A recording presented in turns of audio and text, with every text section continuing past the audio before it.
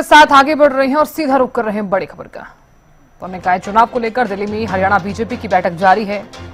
दिल्ली में प्रदेश बीजेपी चुनाव समिति का मंथन। सीएम नाथ सैनी, मोहनलाल बड़ौली, सतीश पूनिया इस बैठक में मौजूद हैं। संगठन मंत्री फणींद्र नाथ शर्मा भी इस बैठक में शामिल हैं। निकाय चुनाव को लेकर उम्मीदवारों के नाम पर हो रही है चर्चा। निकाय चुनाव को लेकर दिल्ली में हरियाणा बीजेपी की बैठक जारी है। दिल्ली में प्रदेश बीजेपी चुनाव समिति का मंथन। सीएम नाथ सैनी, मोहनलाल बड़ौली, सतीश पूनिया इस बैठक में मौजूद हैं। संगठन मंत्री फणींद्र नाथ शर्मा भी इस बैठक में शामिल हैं। तो निकाय चुनाव को लेकर उम्मीदवारों के नाम पर हो रही है चर्चा। निकाय चुनाव को लेकर दिल्ली में हरियाणा बीजेपी की बैठक जारी है। तो दिल्ली में प्रदेश बीजेपी चुनाव समिति का मंथन।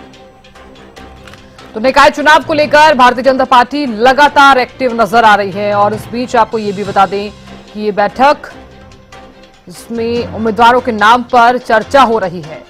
निकाय चुनाव को लेकर दिल्ली में हरियाणा बीजेपी की बैठक जारी है। तो बैठकों का दौर लगातार जारी है। इस बीच उम्मीदवारों के नामों पर चर्चा की जा रही है और इस बैठक में सीएम नाथ सैनी से लेकर तमाम नेतागण भी मौजूद हैं।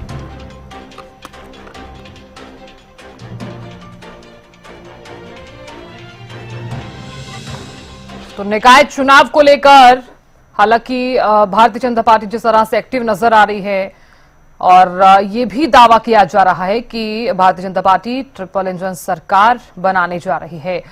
अपराजिता श्री हमारे संवाददाता जुड़ गई हैं ज्यादा जानकारी लिए हुए। अपराजिता, बीजेपी की बैठक चल रही है, क्या चल रहा है इस मीटिंग में फिलहाल, क्या जानकारी है अपराजिता?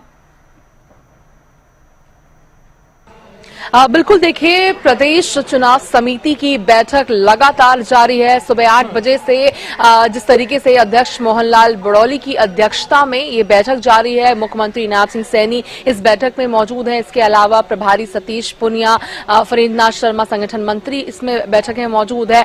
सभी सीटों को लेकर के लगभग नाम तय हो चुके हैं, तैयार कर दिया गया है नाम। बस गुरुग्राम को लेकर के अभी भी डिस्कशन जारी है। इसके लिए राव नरबीर को भी बुलाया गया है। अगर जिस तरीके से अगर बात करते हैं वरिष्ठ नेताओं की, तो सभी से उनकी राय मशवरा लिया जा रहा है। तो अभी गुरुग्राम को लेकर के लगातार मंथन जारी है, जिसके बाद फिर जैसे ही कहा जा रहा है कि संभवतः आज देर शाम तक सूची जारी भारतीय जनता पार्टी करती हुई नजर आएगी। सभी प्रत्याशियों को लेकर के लगातार बैठकों का दौर देखने को मिल रहा है। कल भी देर शाम हमने करीब 5-6 घंटे का कोर ग्रुप की बैठक, जिसके बाद चुनाव समिति की बैठक हुई थी, जिसके बाद आज वापस से जो बैठक है वो जारी है, ताकि कोशिश की जा रही है कि सबसे उपयुक्त उम्मीदवार को मैदान में उतारा जाए, जिसके लिए लगातार मंथन जारी है। और साथ ही जो भी क्षेत्र है उसके वहां के नेताओं से डिस्कशंस किए जा रहे हैं। हालांकि सभी चुनाव समिति के सदस्य भी मौजूद हैं, मगर जो भी नेता यानी जिस भी जगह की, अगर गुरुग्राम की बात करते तो वहां के नेताओं को बुलाया गया है, डिस्कशंस किए जा रहे हैं। फरीदाबाद की बात करते तो फरीदाबाद से भी नेताओं को बुलाया गया है,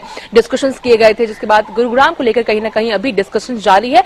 और जैसे ही वहां यानी गुरुग्राम के जो भी उम्मीदवार है, प्रत्याशी है, नाम तय हो जाएगा, जिसके बाद भारतीय जनता पार्टी जल्द ही सूची जारी करती हुई नजर आ सकती है आज देर शाम। बिल्कुल। अब प्रायः देखिए, क्योंकि उम्मीदवारों का इंतजार तो लगातार किया ही जा रहा है, मंथन भी किया जा रहा है, बैठकों का दौर भी लगातार जारी है। आप भी जानती हैं, आपने भी लगातार नजर बनाए हुए हैं। इस बीच सबसे बड़ी बात और सबसे बड़ा सवाल यही कि इस बार कौन कौन से फैक्टर्स को देखा जा रहा है। और अक्सर आपने देखा होगा कि जब भी चुनाव होते हैं तो भारतीय जनता पार्टी अनेक तरह के दावे करती हुई नजर आती है और इस बार तो ये भी कहा जा रहा है कि ट्रिपल इंजन की सरकार बनाने जा रही है भारतीय जनता पार्टी। बिल्कुल, देखिए लगातार चाहे विधानसभा के बाद से ही जिस तरीके से निकाय चुनाव को लेकर तैयारियां भारतीय जनता पार्टी ने शुरू कर दी थी। हालांकि डेट अनाउंस होने से काफी समय पहले से ही तैयारियां शुरू हो गई थी और बीजेपी दावा करती हुई नजर आ रही है कि ट्रिपल इंजन की सरकार बनाई जाएगी। जिस तरीके से डबल इंजन की सरकार बनी है, ठीक उसी तरीके से अब ट्रिपल इंजन की सरकार भी बनाई जाएगी, क्योंकि माहौल भारतीय जनता पार्टी के फेवर में, यानी लोग चाहते हैं कि बीजेपी की सरकार, ट्रिपल इंजन सरकार बनाने में बीजेपी सफल हो। हालांकि अब फैक्टर्स की अगर हम बात करते हैं तो कई फैक्टर्स हो जाते हैं जिसको लेकर के उम्मीदवारों को मैदान में उतारा जाएगा। सबसे जरूरी हो जाता है कि जिता उम्मीदवार को मैदान में उतारा जाए, क्योंकि ताकि जीतने की संभावनाएं सबसे ज्यादा हो। इसके साथ साथ चूंकि जिस तरीके से भारतीय जनता पार्टी संगठन से चलती है, तो जरूरी हो जाता है कि डिसिप्लिन भी बहुत जरूरी है, यानी नेताओं का फीडबैक भी लिया जा रहा है, रिपोर्ट कार्ड भी लिया जा रहा है और सबसे उपयुक्त उम्मीदवार को ही मैदान में उतारा जाएगा। इसके अलावा जिस तरीके से स्थानीय चुनाव में मुद्दे बहुत जरूरी हो जाते हैं, स्थानीय मुद्दे बहुत जरूरी हो जाते हैं, तो लोकप्रियता किसकी ज्यादा है, स्थानीय मुद्दे से जुड़ाव किसका सबसे ज्यादा है।